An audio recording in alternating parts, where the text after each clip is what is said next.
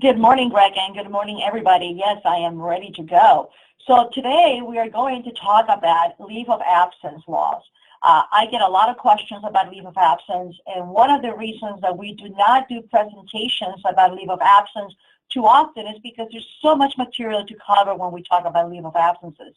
So the laws, they tend to intersect between the leave of absence and the anti-discrimination laws. And that's the reason why it becomes a little complicated. But I'm going to try to kind of give you the basics of how these laws interact with each other. So, and as you can see on the screen here, there's quite a few laws that apply to disabled employees. Obviously, the Family and Medical Leave Act, most people know that as the FMLA. And the Americans with Disabilities Act, the ADA, those are federal laws that apply to employers and employees in California. In California, we have our own laws. We have the Cifra, and we also have the FIHA, as well as the Pregnancy Disability Leave. And as you can see, there's certain requirements concerning reasonable accommodation, and those will fall under the FIHA and the ADA. So just to make it a little easier, I usually like to break it down or on the type of laws that we have. So the FMLA and the Cifra are leave of absences laws. And the FIHA and the ADA are anti-discrimination laws. But they, like I said before, they do overlap, and there's some interaction between those two set of laws. Of course, we also have our paid sick leave in California. It's been around since 2014 now. There's also additional labor code sections that provide for leave of absences. So let's start and see if we can give you some basic information about these. Again, we're not going to be able to get into too much detail into each one of them, but I want you to kind of get an overview of how these laws interact with each other. So under the FMLA, which is the one that most people are familiar with concerning leave of absences, that is the federal law, covered employers must provide up to 12 weeks of unpaid job-protected leave to eligible employees. A couple of key words here. FMLA leave is unpaid. There's no need to pay the employee. Now, what this law provides is job protection. That means that during those 12 weeks, the job of the employee is protected. Now, who's an eligible employee? The employee has to have been employed for at least 12 months prior to the day when they ask for the leave. Now, the 12 months does not have to be consecutive. Maybe the employee was employed for the last 6 months, and there was a break of employment, and he or she was employed a year ago for 6 months. But it has to be at least 12 months prior to the day that the leave is requested. The employee does have to have worked 1,250 hours during the 12-month period immediately before the leave started. And the employee must work at a work site when the employer employs 50 or more employees within a 75-mile radius. So these are all the requirements that must be met for an employee to be eligible for FMLA leave. Little note here, you can see at the bottom, I know we have several clients that operate schools. Elementary and secondary schools are covered employers regardless of the number of employees they have. So moving on to the next slide, the employer must provide up to 12 weeks of leave for the following reasons. So these are the qualifying events that would allow an employee to take FMLA leave. It has to be either a serious health condition that makes the employee unable to perform his job. It can be incapacity due to pregnancy or related conditions. The employee can take up to 12 weeks to take care of an employee's child after birth, placement for adoption or foster care, and to take care of an employee's spouse, son, daughter, or parent with a serious health condition. So these are the four events that might trigger the duty to provide an FMLA leave. Then I have quickly, I said that we're not going to get into too much detail, but I did want to cover the serious health condition definition because I get a lot of calls about this.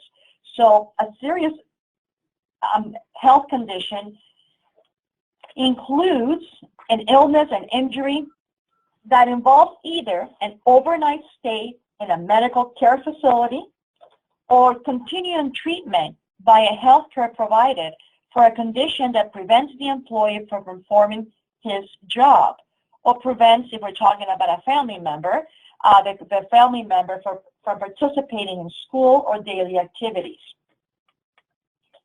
A little bit more about continuing treatment. Most people would call me and say, well, what does that mean? What if they miss 2 days of work? What if they miss 3 days of work? And as you can see, there's different factors that need to be taken into account to determine whether or not it is considered continuing treatment.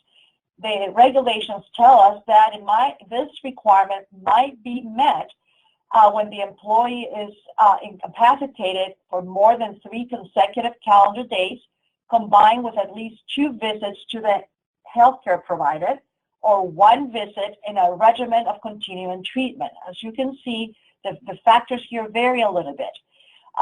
Also, incapacity due to pregnancy will be considered continuing treatment, as well as any incapacity due to a chronic condition. That's a little bit more easier to understand. But just remember, the one that I get most of the calls is concerning the first one. How many days do they need to be out? Well, 3 consecutive calendar days combined with 2 visits to the care provider, or 1 visit, but there is some form of regimen of continuing treatment that the employee is receiving. How about some rules about use of leave? Like I said before, I could probably spend a whole hour just talking about FMLA, so I kind of have picked the ones that I think that we see more often. Our clients kind of find them a little bit more challenging. So the leave can be taken intermittently. That means that they do not have to take the 12 weeks straight. They may be able to take the leave a couple of weeks here, then they return to work, then a few weeks after that, as long as it's medically necessary. That's why you are allowed as an employer to request a certification from the medical provider. The employee must make reasonable efforts to schedule leave for planned medical treatment to not disrupt employees' operations. There's nothing wrong with an employer communicating with the employee and saying, you know, if you're going to need to leave early, or let's say on a regular basis for doctor's appointments, for the employee to try to schedule those appointments in a way that does not disturb the operations. You know, or in other words, to minimize the disruption to the operations. There's always going to be some disruption, but we want to be able to minimize that. The employee must provide 30-day notice when foreseeable. If the leave is not foreseeable, then the employee has to provide notice as soon as possible. The employee is also expected to provide sufficient information for the employer to determine whether the leave qualifies as FMLA, and also the anticipated time or duration of leave. And the employer can require medical certification or recertifications supporting the need for the leave.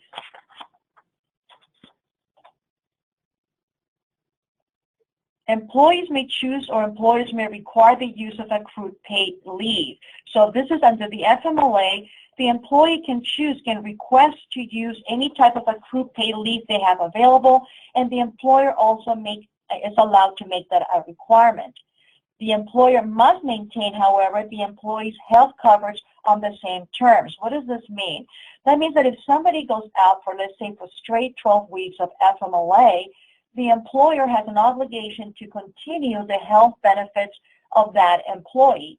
Now, if the employee was contributing to the payment of the premium, which very often happens, let's say, for example, the employer is paying 80% of the premium and the employee is paying 20%, under the law, the employee is expected to continue to pay that 20% premium while the employee is out on leave.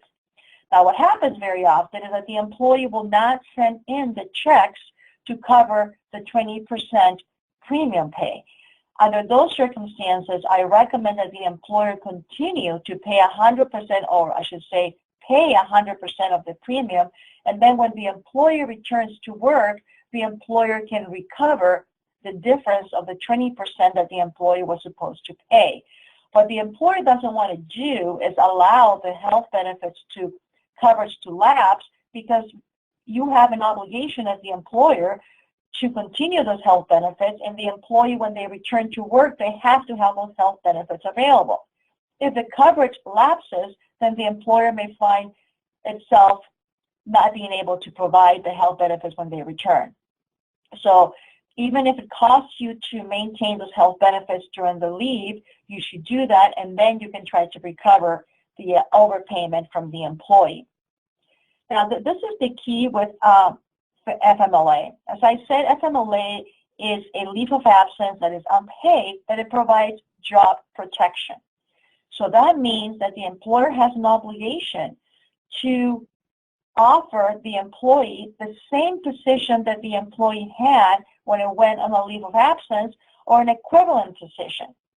What does equivalent mean? Pretty means identical, and it has to be identical or equivalent as to pay, benefits, and other working conditions.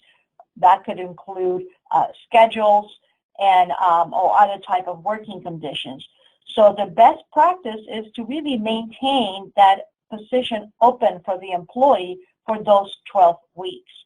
If you need to have somebody perform the duties of that position, then you can hire somebody on a temporary basis, but just remember that at the completion of the 12 weeks, that employee has a right to have the same position that he had before, or an equivalent position, which has to be really identical.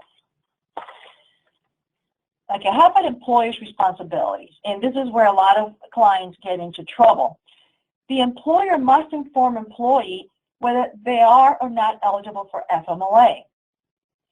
It's very important that when an employee goes on an FMLA leave, that the employer gives the employees notice, puts them in notice, you are being placed on an FMLA leave. One of the reasons that you want to do that is that you cannot designate leave retroactively. There's a few ways of doing that, but the preference is that the employee be notified of the fact that he's being placed on an FMLA leave at the beginning of the leave. So what I see very often is that an employee will go out for 2 or 3 weeks on a leave of absence. They're supposed to return to work in 3 weeks. In 3 weeks, the employer gets another doctor's note saying he's going to be out for another 3-4 weeks. And the employer never designated the leave as FMLA because they were expecting the employee to return in 2 or 3 weeks. So it's always a good idea when somebody's going to be out for more than a week to go ahead and designate that leave as FMLA. If the employer returns within 2 or 3 weeks, that's fine. But if the employee extends the leave, you already have the FMLA leave, the 12 weeks already running. It's very important that be done. We cannot designate leave retroactively as a general rule. If the employee is not eligible for FMLA, either because they have not been employed for 12 months or they have not worked the required 1,250 hours, then the employee must be notified that they're not eligible. So these are the things that the employer must remember when dealing with an FMLA. Inform the employee whether or not they're eligible, let them know if they're not eligible, why they're not eligible, and then make sure that you designate that FMLA leave as soon as possible so you can get those 12 weeks running. Okay, moving on. How about the Cifra? And like I said, I know we're going to move a little fast here, but what is the Cifra? The Cifra is really the equivalent of the FMLA, but it's a state law, and they really run concurrently. The requirements are pretty much the same. The employee has worked for 12 months. The employee had to work 1,250 hours, and the employer has to have 50 or more employees within a 75-mile radius. So the requirements are the same, and that's the reason why usually when we place somebody on FMLA, we're really placing the employee on FMLA and Cifra leave. Okay, Cifra is a leave of absence law that again provides the employee with job protection, and it's also unpaid. A few differences between FMLA and Cifra that should be pointed out is that under Cifra, a registered domestic partner is also included as a family member for which an employee can take time off under family care. So it's really the equivalent of a spouse. So we need to remember that under California law, they do not have to be husband and wife. It can be a registered domestic partner. So they don't have to be married, I should say. It can be a domestic partner. What else do I need to tell you about Cifra? A little wrinkle here. Under Cifra, pregnancy is not considered a serious health condition. And the reason for that is because under the FEHA, we have a separate pregnancy disability leave that we will cover in a few minutes. So when under the state of California, when somebody takes a pregnancy disability leave, they're going to be taking that as a separate leave and not under the Cifra. But it will run concurrently with the FMLA.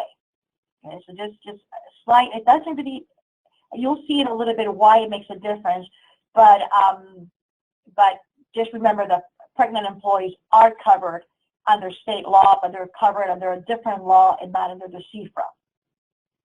Another slight difference here between Cifra and FMLA, an employer may not require an employee to use sick time unless the leave is for the employee's own serious health condition. The employer may require employee to use accrued vacation or other accrued paid leave except sick leave. Under Cifra, an employee, under the Cifra, the law uses a slightly different term than equivalent. It uses comparable, but it really means the same. For purposes of this presentation, there's not much of a difference.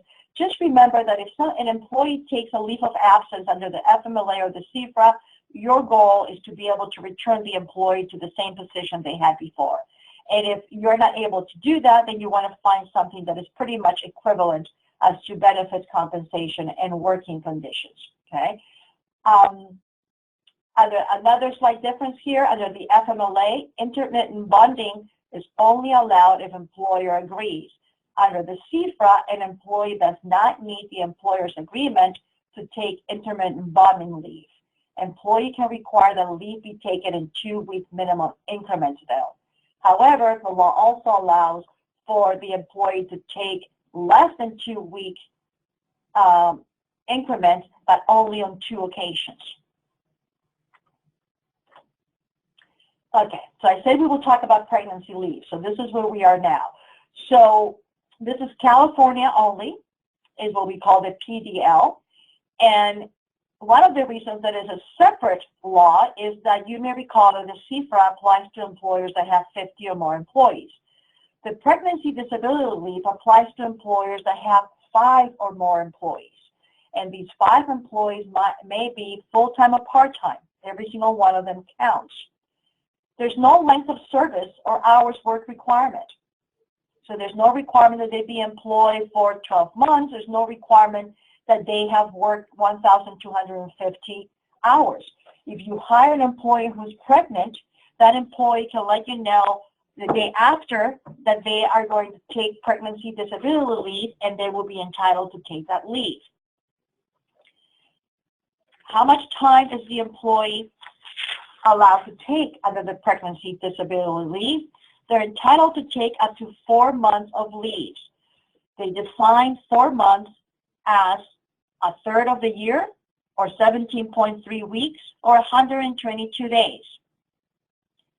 Now remember that the pregnancy disability leave is for disability. It's not just because the employee is pregnant. They need to submit a doctor's certification saying that they are disabled because of the pregnancy and they're not allowed to work. They can take the 4 months either before the birth of the child. They can take it after, really at any time that is needed by the pregnant employee to take the leave. But the employee does have to be physically unable to work in order to take those 4 months. That would include morning sickness. It can be, like I said, prenatal care, postnatal care, bed rest, childbirth recovery, loss or end of pregnancy, any of those conditions are covered under the PDL. Under the PDL, an employee is also entitled to request a transfer from one position to another if the doctor believes that it will be less dangerous for the pregnant employee to work in a different position. So we need to be open to that possibility that the medical provider may recommend, request that the employee be transferred to a different position in order for the safety of the employee. Again, the employee is expected to provide 30-day notice if possible, and if it's foreseeable. If the employee cannot provide the 30-day notice, then the employee is required to provide notice as soon as practicable. Again, you need to continue the health benefits of the employee. Same situation as the FMLA and the Cifra. If the employee pays part of the premium, the employee is expected to continue to pay his portion or her portion of the premium. However, if the employee doesn't do that, I highly recommend that you continue that you pay 100% in order to assure the continuance of the health benefits. The employer may require the employee to use accrued sick leave. The employee may choose to use accrued vacation. Employer may not require employee to use vacation if the employee doesn't want to, or if it doesn't want to use any other type of accrued time off. Now, the effect of having a separate disability leave for pregnancy is that an employee is able to take, in the state of California, up to 4 months of PDL for the disability itself, but it can also take the 12 weeks provided under the Cifra. It will not be for the disability, but it will be to bond with the baby. Or if the employee were to adopt another child, then the employee can take it. The point here is that the 12 weeks of Cifra are still available to an employee who has used up to 4 months of PDL. What else do I want to tell you about this? So this is important to remember, because very often clients will share with me their surprise that a pregnant employee is allowed to take so much time off. We're really talking about a total of 8 months here, 7 months, I should say. But again, it is definitely possible. They can take the 4 months for the disability and 12 weeks for bonding for the baby. Some cautionary tales about FMLA and PDL and Cifra. The employer may not interfere with an employee's FMLA, Cifra, PDL rights or retaliate for using or trying to exercise the rights. Both the leave of absence laws and the anti-discrimination laws prohibit discrimination and retaliation. How do I see this sometimes is when an employee tries to discourage an employee to take time off for some type of medical procedure. I've had cases where an employee will request 12 weeks for some type of surgery that they need, and the employer will ask, well, can you wait until, maybe 2 months down the road? And I can understand where they're coming from, maybe because of the business needs of the company, but that is the kind of statement that will be used, could be used to show that the employer is interfering with the rights of the employee. So don't discourage employees from using FMLA, Cifra, leave at this time, and maybe we can accommodate you better at a later time. Those are the type of conversations that should not take place. Mischaracterizing the leave, like I said before, you want to characterize the leave as soon as you can. If it's FMLA, you let the employee know it's FMLA. If it's a PDL, you let the employee know you will be placed on a pregnancy disability leave. It's your responsibility to make sure that the leave is properly classified so you can take advantage of the protections that the employer also has under these laws. Under state law, you're not entitled, the employer is not entitled to a medical diagnosis. Under federal law, an employer is allowed to ask for a medical diagnosis. So this is a problem that we see very often.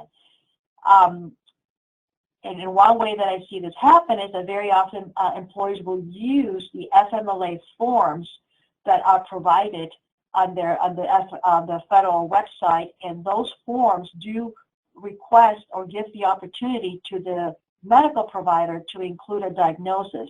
You need to make sure that if you're going to use those forms, that you cross out that box so the medical provider does not provide you a diagnosis, because that is against the law under state law.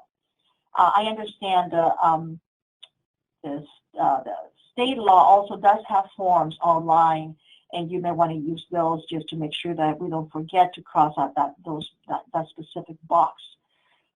Again, failing to send out appropriate forms and notices. Obviously, we want to do all these notices in writing, and I will talk a little bit more about the type of notice when we talk about reasonable accommodations. And under the Cifra, the employee has the right to ask for a guarantee of their position back in writing. If an employee requests that, the employer has an obligation to provide that guarantee in writing. Many employers are not aware of that, and when the employee requests one, they'll just won't comply with their request, and that is a violation of state law. So the reason that I say that these anti-discrimination laws and the leave of laws overlap is because of this one reason, the last bullet point that we have here. Employers very often make the mistake of thinking that they can terminate an employee once that employee has exhausted the 12 weeks of FMLA Cifra leave. That is a big, big mistake. Or the 4 months of PDL leave as well. The reason for that is that under the FEHA and the ADA, an employer has an obligation to provide employees with a reasonable accommodation. And a reasonable accommodation can take the form of a leave of absence. So once an employee has exhausted the 12 weeks of FMLA Cifra, we need to move to the next stage. Now we need to look at the FEHA and the ADA. Do we have an obligation to provide an additional leave of absence as a reasonable accommodation? So let's go back and talk a little bit about the FEHA and the ADA before we move on. The FEHA applies to employers with 5 or more employees. The ADA applies to employers with 15 or more employees. Slight differences there, so we need to keep that in mind. Again, the FEHA is a state law. The ADA is a federal law. Now, these laws prohibit discrimination, harassment, or retaliation on the basis of a disability. Now, we're not going to go into the details of what is a disability, because that will be an entire presentation on itself. But if the employee has a disability, then that employee is protected.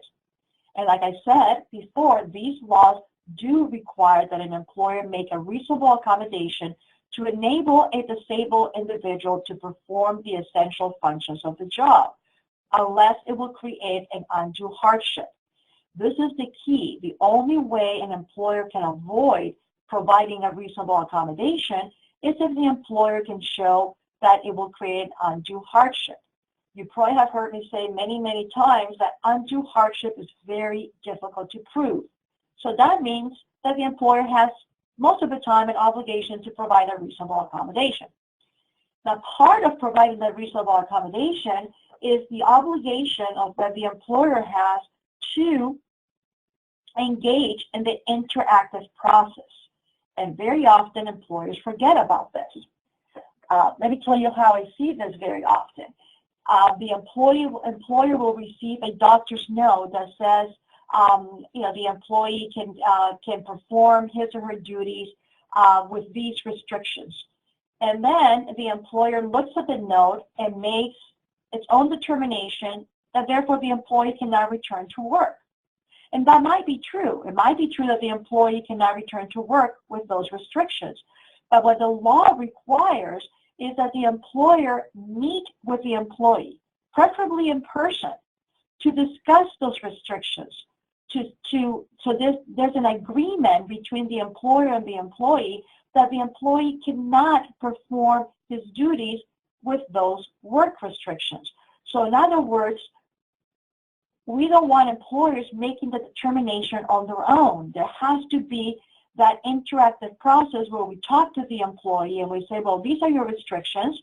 Do you believe you can perform your duties with these restrictions? What duties do you believe you can perform? Which duties do you believe you cannot perform? And then the employer can give its input as well as to whether or not they believe the employee can perform certain duties. Obviously, we want to have that documented. We should have some form of questionnaire, some form of checklist that we review with the employee when we receive these restrictions to determine whether or not a reasonable accommodation is an option, whether it's feasible. Okay? So we do not want to jump into conclusions because we have to remember that duty that we have to interact with the employee in making these decisions. Now, the difference between the FMLA and Cifra and the ADA and the FIHA is that the ADA and the FIHA does not provide job security. That means that once you have moved on to the stage of providing a leave of absence as a reasonable accommodation, their job is no longer protected 100%, not the way it was before. So you want to tell the employee that generally what we do, maybe this is when I can give you a little bit of information about the notices.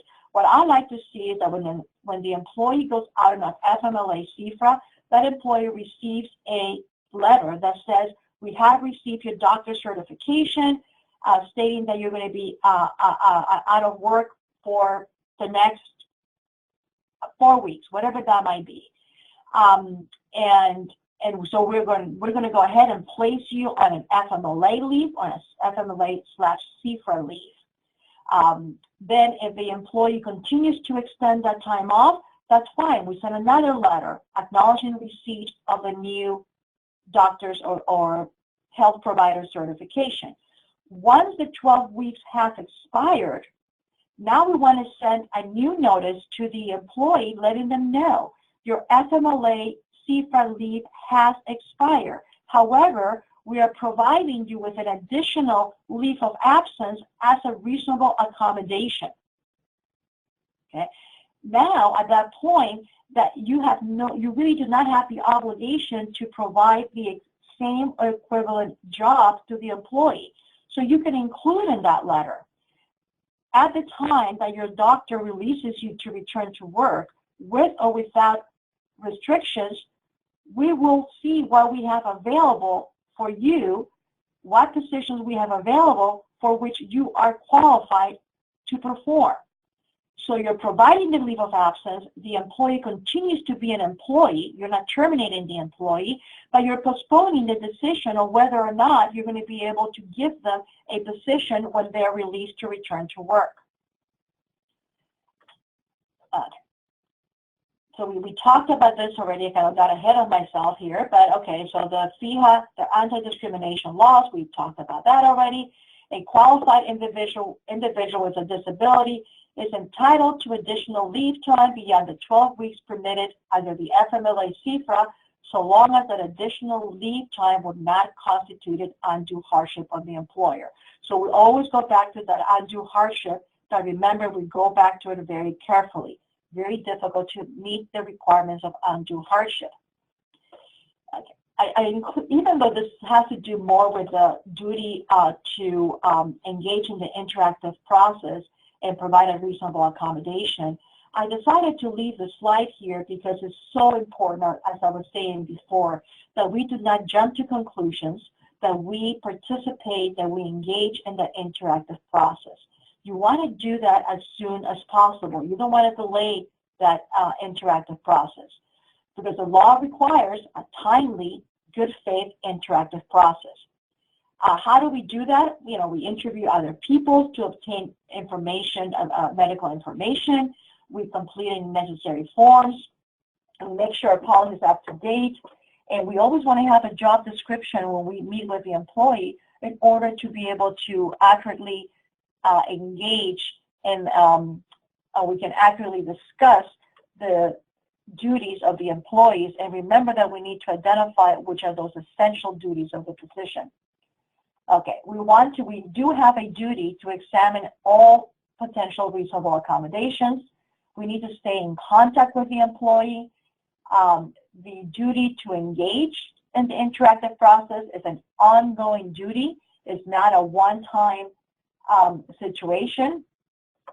And if there's no reasonable accommodation that we can provide the employee, then that's when we move on to the question of whether or not we can provide a further leave of absence as a reasonable accommodation. And of course, don't forget to document the process. Documentation is the key here. One last word about undue hardship. What does undue hardship require? Requires significant difficulty or expense. Of course, that can vary depending on who the employer is. If we're talking about General Motors, obviously the expense is going to be less relevant than difficulty. If we're talking about a smaller employer, then it might be a little easier to prove undue hardship.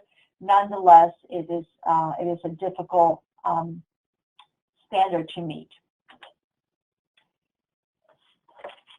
A couple or just some final thoughts about the leave policies.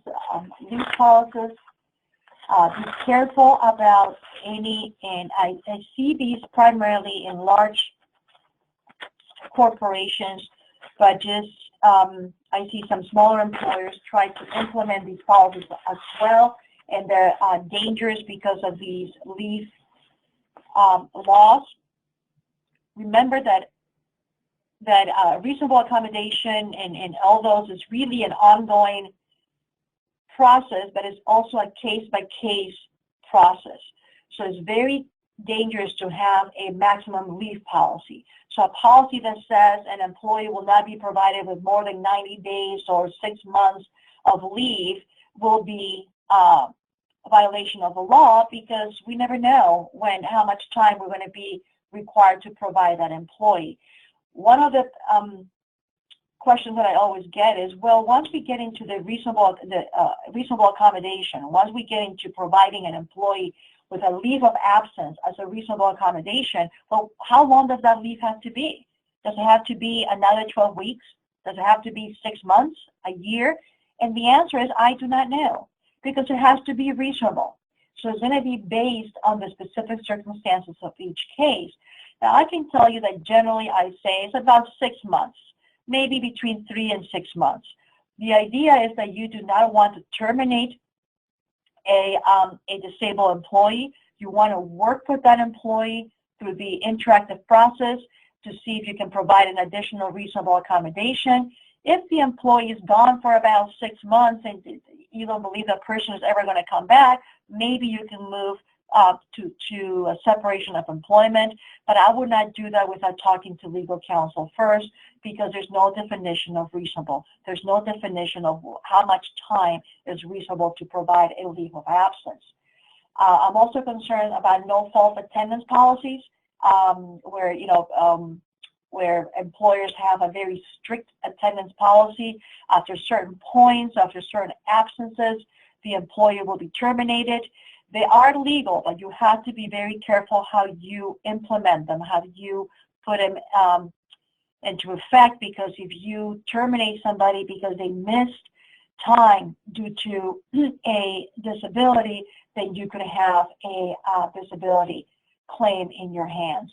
So careful with those leave policies that are very strict and black and white. Okay, one thing the employer does not have an obligation to do is to provide an indefinite leave of absence. So if a doctor's note says the employee is out of work and we do not know when he or she's going to be able to return to work, then in that situation, you do not have an obligation to provide a leave of absence as a reasonable accommodation. If the note has a specific amount of time, 3 weeks, 4 weeks, a month, and then they come back with another note a month later and another note another month later, that is not considered to be indefinite, okay? Even though the date is not excuse me, even though the date is not definite, it is not considered an indefinite date as long as there's a date when the employee is supposed to go back to see his doctor.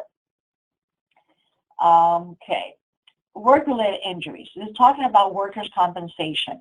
I just want to cover very quickly a couple things about workers' compensation injuries or work-related injuries. If somebody suffers a work-related injury, it's your obligation as to the employer to immediately give them the form that is required on their labor code. It's the DCW-1 form.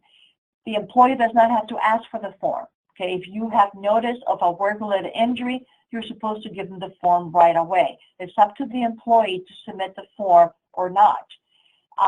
Once somebody suffers a work-related injury, you need to look into whether or not FMLA Cifra is triggered. Now, if the employee is going to be out for a day or 2 days, then we don't need to worry about FMLA. But if the employee is going to be out for a couple of weeks, then you may want to start getting those 12 weeks running. In other words, manage the workers' compensation leave the same way that you would manage any other disability leave. FMLA Cifra applies, FEHA and ADA apply. If the employee is out longer than 12 weeks, then you might have to provide them a leave of absence as a reasonable accommodation. The fact that the injury is work-related or the disability is work-related, it does not matter. Okay, all these rules still apply. And remember that you want to send those notices out because that would allow you to, at some point, be able to separate the employee if the employee continues to be disabled. Even if a year has gone by, you never went through the process of placing the employee on a FMLA or a leave of absence as a reasonable accommodation, then you're going to have a difficult time terminating that employee because you didn't go through the procedures. Okay, so make sure that you keep all these rules in mind, even for work-related injuries. A couple of more additional leave of absences under California law, and these are specific to California.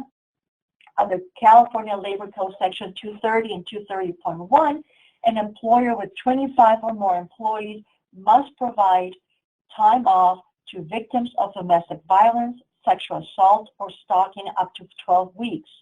Again, this is unpaid time off. And as you can see here, there's different reasons why the employee may request those 12 weeks or part of those 12 weeks, either to obtain court assistance, medical attention, psychological counseling, shelter services, or some kind of safety plan. For example, if an employee needs some time off because they need to relocate and they need to be maybe away where they're safe so they can not show up to work, then the employer has an obligation to provide those weeks off. Again, it's unpaid. Employer has also, I didn't go into all the details, but there are certain obligations that the employer has concerning providing a reasonable accommodation in this situation as well. And generally, this has to do with safety. So it might be that the employer needs to implement some safety measurements at the office. Maybe it could be a job relocation, a job transfer. It could be many different things, providing the employee with a new cell phone if she has a company provide a cell phone. And many of those things may apply. And again, we don't have time to go into them. But just remember that the employee is entitled up to 12 weeks, again, of unpaid time off, and that you do have job protection under this law. Again, you're going to maintain the position that the employee had, either the same position or an equivalent position. There's also an organ and bone marrow donor leave, applies to employers with at least 15 employees. An eligible employee is one that has worked at least 90 days preceding the day of the leave request. The employer has an obligation to provide up to 30 days of paid leave. Now, this is one of those rare occasions where the leave is meant to be paid. So up to 30 days of paid leave per year for an organ donation in a 1-year period, and up to 5 days of paid leave per year for bone marrow donation. Again, the employee is entitled to return to the equivalent position that he had before, and the employer also must continue or maintain the health benefits of the employee. The employer may require that the employee use up to 2 weeks of sick or vacation leave for organ donation or up to 5 for bone marrow donation. Voluntary drug or alcohol rehabilitation leave. This law has been in the books for quite some time, but I found that there's many employers who are not aware of it. It applies to employers with 25 or more employees. The employer must provide unpaid time off to employees who voluntarily choose to attend a drug or alcohol rehabilitation program. Again, unless the only exception would be if the employer can show undue hardship. And this is considered also a form of reasonable accommodation. No amount of time is specified. Generally, we looked at any rehabilitation period, like if the employee goes into the rehab program, whatever the length of that program would be the reasonable amount of time. The employee may use accrued paid sick leave. The employer may allow the use of PTO or vacation leave. This leave can run concurrently with an FMLA Cifra leave as well. Of course, we have in California our paid sick leave that has been around for a few years now. Applies to all employers that have at least one employee. And the employer must provide paid sick leave to all employees, whether they're part-time, whether they're full-time, whether they're temporary employees. All employees are entitled to paid sick leave. We're not going to be able to get into too much detail on paid sick leave. There's a few exceptions. Most of these are very narrow exceptions, so most likely will not apply to most of you. But there's slight differences between the state and the city. For those of you who are not aware of this, back in 2014, the state legislature passed a state paid leave law. And then since then, there's also been local paid sick leave laws passed by local cities, including the city of LA. There's also the city of San Diego, San Francisco, there's Pasadena. They have their own paid sick leave. And there's slight differences between them. And the differences that you see on this PowerPoint is a comparison between the state and the LA paid sick leave law.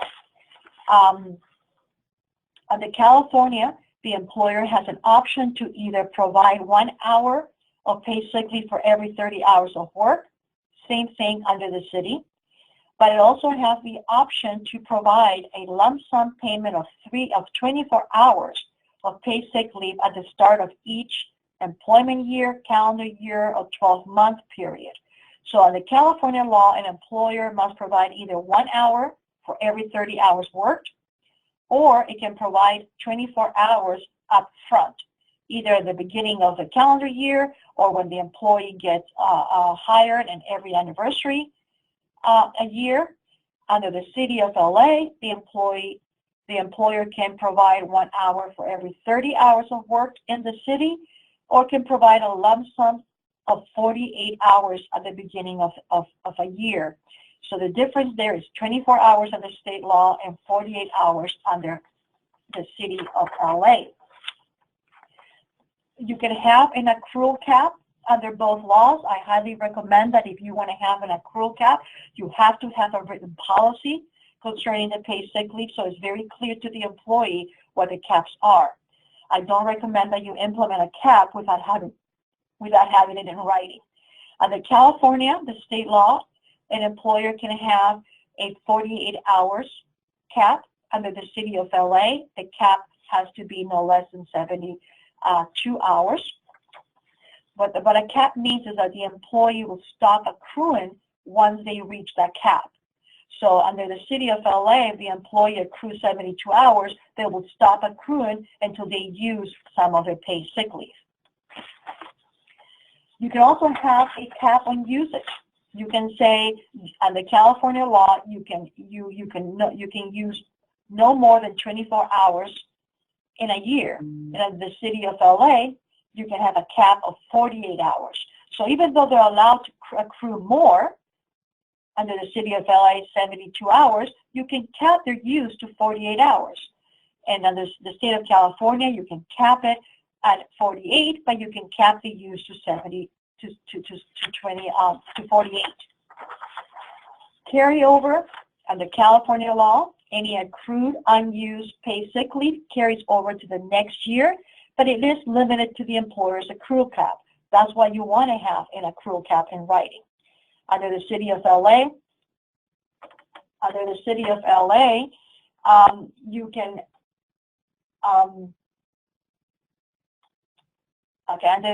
the city of LA, any unused paid sick leave carries over year to year, but again, it's limited to the cap. Slight difference here between the state and the local rule. Under the upfront method under the state, that does not carry over. But the upfront method in the city of LA does carry over to the next year. And that is the end of our presentation. I know I went a little bit over my time. Like I said, leave of absences are complicated because there's so much overlap and they interact with so many other laws. I think the only one that I did not cover in the presentation is the California paid family leave, which is it's administered by the EDD the same way that is unemployment and disability leave, and they have their own rules. If you have any questions about that, please feel free to send me an email. And Greg, that concludes my presentation for today. Oh, you're not done yet. We have lots of questions, Roxana. I'm sure. There's so much information. Yes. There is quite a bit of information here, and thank you all for submitting your questions. If you haven't done so, please go ahead and submit the questions now, because Roxana will get back to you by email for those that we can't answer online. So with that, I'm going to go ahead and read just a few of these to begin with, if that's okay with you, Roxana. All right, first one is, do you have a checklist that you can provide to ensure that we are covering all the relevant items for the interactive process? Yes, I believe I do have one. Send me an email. I'll be glad to send that. Okay.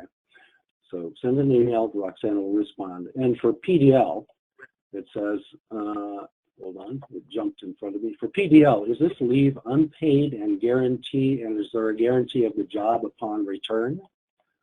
Yes, pregnancy disability leave, it is a leave of absence that is unpaid, but it does provide for job protection. So it's just like FMLA and Cifra. The job must be maintained open for the employee to return to the same position she had or an equivalent position. Okay, here's an interesting one, a math question. So we might want to defer that to later, but let's try this. If a part-time employee only works 702 hours in 12 months and doesn't qualify for FMLA and Cifra leave, and the employee still wants to take time off, can the employer deny the leave?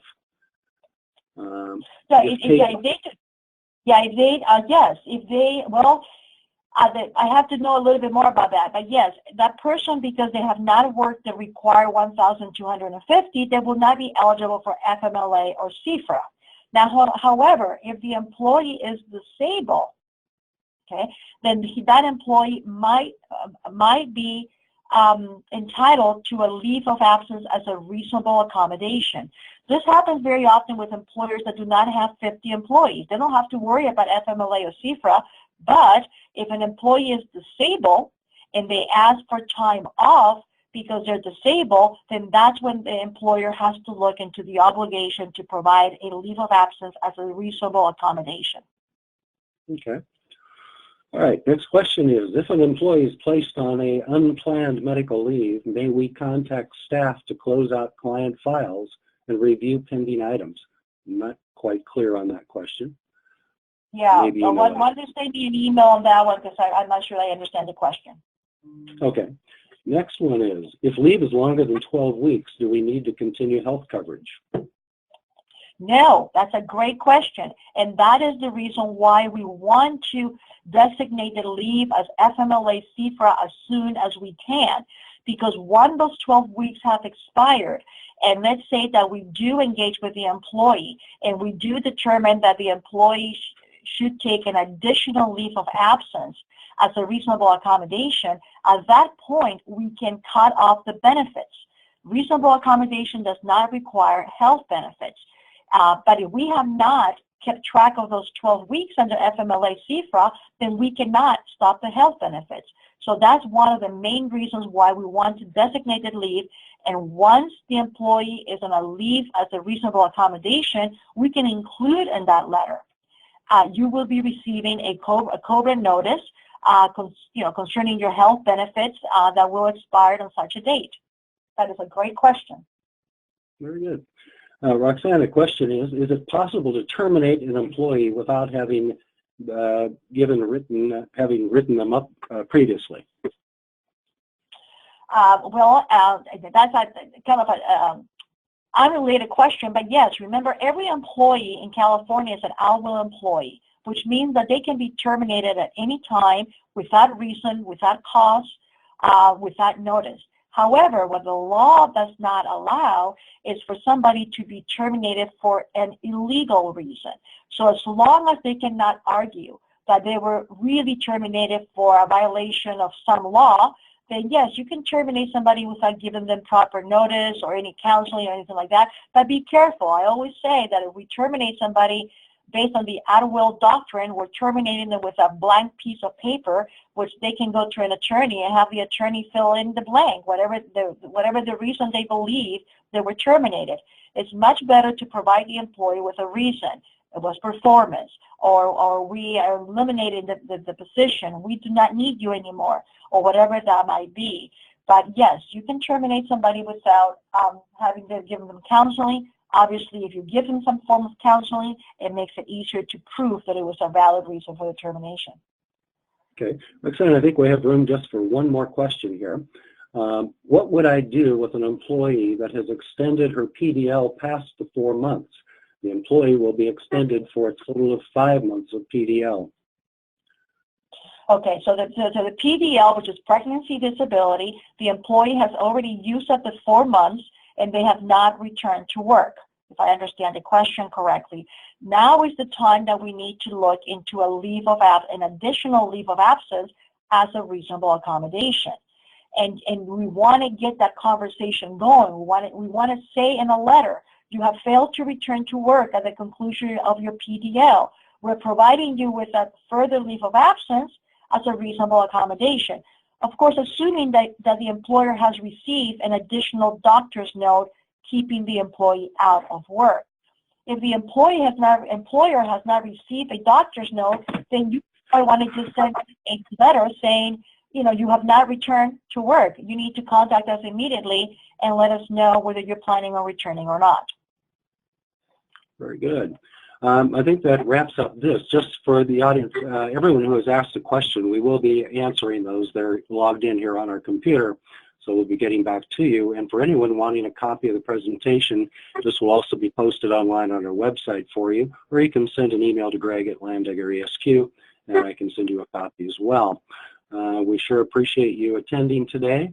It was quite a crowd. We really loved that, and we'll be doing more, and look forward to talking to you very soon. Roxana, thank you so much. Great presentation and great Q&A. Thank you. Okay, Bye-bye. we're signing off. Bye-bye now.